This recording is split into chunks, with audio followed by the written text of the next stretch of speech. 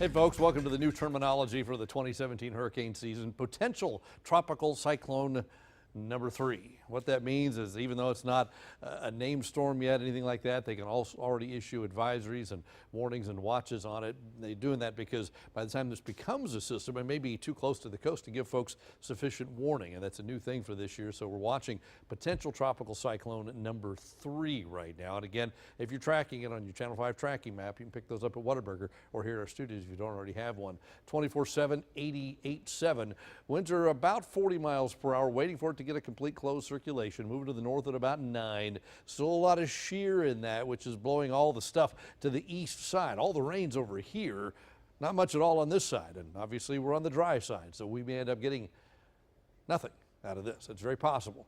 Take a look. Over the next couple of days, it moves off to the northwest. By Thursday afternoon, it's already inland somewhere over East Texas or Louisiana, and continue to move northward from there. There are still a couple of outliers that are a little bit farther west than that. There's a couple that are a little farther to the east than that, but the consensus, as close as we get to a consensus, is the system will stay well to the east of us. Here's potential rainfall, and look how some areas over here, 4 to 8 inches from New Orleans over toward Mobile and southern Mississippi, Alabama. 3 to 5 inches in southeast Texas. And oh, here we are down here.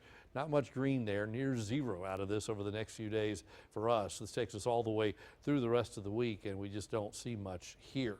Now, this is the GFS model. This is the one that was the farthest east initially. Remember, the European model brought it down to our south, then right to us, then to Galveston. It's still keeping it right over here. This is the GFS model. It takes the system northward through tomorrow, continues northward through Wednesday, and then eventually by Thursday moves in somewhere over Louisiana. Again, this is one possible solution. Eventually it gets swept away by this cool front. A cool front that will continue moving southward, by the way, and by the time you get to Sunday and Monday, no, it's not going to go through.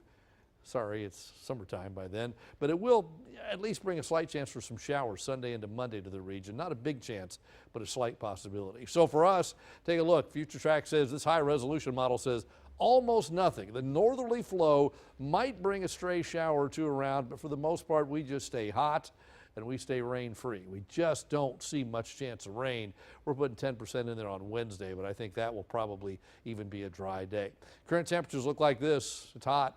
105 in Rio Grande City. McAllen and Edinburgh both at 99, 90 at this hour in Port Isabel. And tomorrow's hot again with temperatures back over 100 in the west, about 89 at the coast. Next 3 days, we go 97, 98, and 99.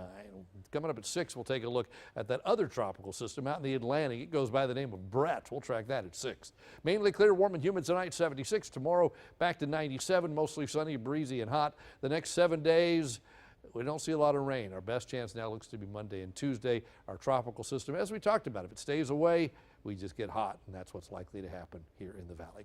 That is your updated First Warn 5 forecast.